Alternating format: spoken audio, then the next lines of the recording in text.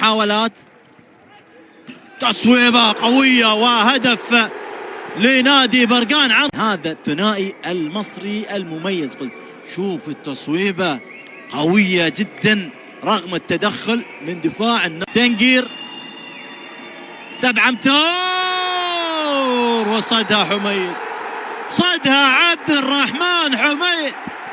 في وقت، عندك وقت. جيروجي استعجل فيه، كرة سهلة تضيع. نبيل شوف التصويبة.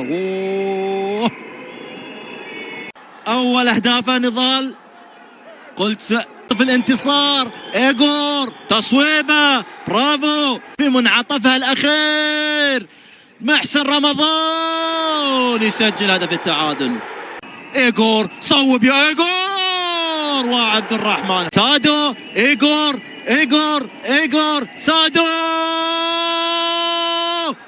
وهدف يسهر محسن رمضان والمنياوي ورمية 7 امتار.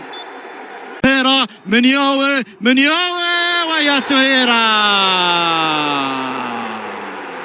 إذا تعادل بين